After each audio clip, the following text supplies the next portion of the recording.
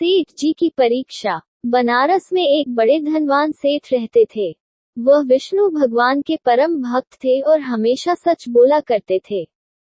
एक बार जब भगवान सेठ जी की प्रशंसा कर रहे थे तभी माँ लक्ष्मी ने कहा, स्वामी, आप इस सेठ की इतनी प्रशंसा किया करते हैं, क्यों न आज उसकी परीक्षा ली जाए और जाना जाए कि क्या वह सचमुच इसके लायक है या नहीं। उद्धरण चिन्ह। भगवान बोले, ठीक है, अभी सेठ गहरी निद्रा में है, आप उसके स्वप्न में जाएं और उसकी परीक्षा ले लें। उद्धरण चिन्ह।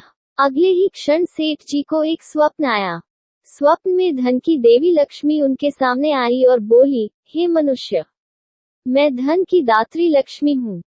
सेठ जी को अपनी आंखों पर यकीन नहीं हुआ और वो बोले, हे माता, आपने साक्षात अपने दर्शन देकर मेरा जीवन धन्य कर दिया है। बताइए, मैं आपकी क्या सेवा कर सकता हूँ।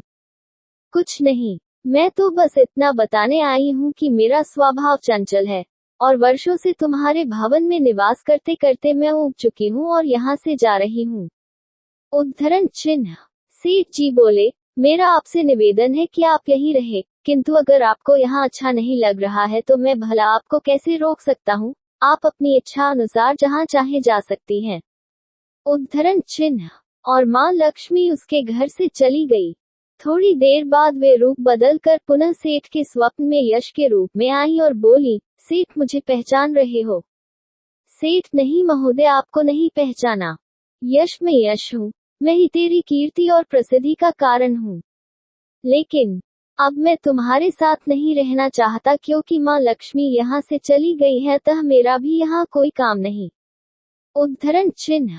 सेठ, ठीक है, यदि आप ही जाना चाहते हैं तो वही सही। उद्धरण चिन्ह। सेठ जी अभी भी स्वप्न में ही थे और उन्होंने देखा कि वह दरिद्र हो गए हैं और धीरे धीरे उनके सारे रिश्तेदार व मित्र भी उनसे दूर हो गए हैं। यहाँ तक कि जो लोग उनका गुणगान किया करते थे वो भी अब बुराई करने लगे हैं। कुछ और समय बीतने पर माँ लक्ष्मी धर्म का रूप धारण कर पुनः सेठ के स्वप्न में आई और बोली, मैं धर्म हूँ। माँ लक्ष्मी और यश के जाने के बाद मैं भी इस दरिद्रता में तुम्हारा साथ नहीं दे सकता, मैं जा रहा हूँ। उद्धरण चिन्ह। जैसी आपकी इच्छा, सेठ ने उत्तर दिया और धर्म भी वहां से चला गया। कुछ और समय बीत जाने पर माँ लक्ष्मी सत्य के रूप में स्वप्न में प्रकट हुई और बोली, मैं सत्य हूँ। लक्ष्मी, यश और धर्म के जाने के बाद अब मैं भी यहाँ से जाना चाहता हूँ। उद्धरण चिन्ह। ऐसा सुन सेठ जी ने तुरंत सत्य के पांव पकड़ लिए और बोले, हे महाराज, मैं आपको नहीं जाने दूंगा। भले ही सब मेरा साथ छोड़ दें, मुझे त्याग दे, पर कृपया आप ऐसा मत करिए।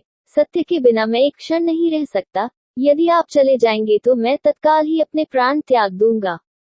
उद्धरण चिन्ह। लेकिन तुमने बाकी तीनों को बड़ी आसानी से जाने दिया, उन्हें क्यों नहीं रोका? सत्य ने प्रश्न किया। सेठ जी बोले, मेरे लिए वे तीनों भी बहुत महत्व रखते हैं, लेकिन उन तीनों के बिना भी मैं भगवान के नाम का जाप करते करते उद्देश्यपूर्ण जीवन जी सकता हूँ। परंतु यदि आप चले गए तो मेरे जीवन में झूठ प्रवेश कर जाएगा और मेरी वाणी अशुद्ध हो जाएगी। भला ऐसी वाणी से मैं अपने भगवान की वंदना कैसे कर सकूंगा? मैं तो किसी भी कीमत पर आपके बिना नहीं रह सकता। सेठ जी का उत्तर सुन सत्य प्रसन्न हो गया और उसने कहा, तुम्हारी अटूट भक्ति ने मुझे यहाँ रोकने पर विवश कर दिया और अब मैं यहाँ से कभी नहीं जाऊंगा। और ऐसा कहते हुए सत्य अंतर ध्यान हो गया। सेठ जी अभी भी निद्रा में थे।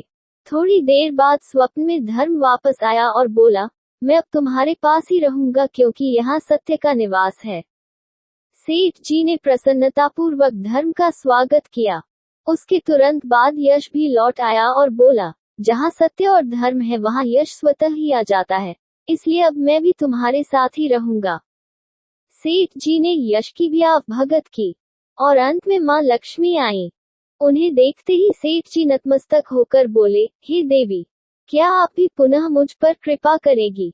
अवश्य, जहाँ सत्य, धर्म और यश हो वहाँ मेरा वास निश्चित है।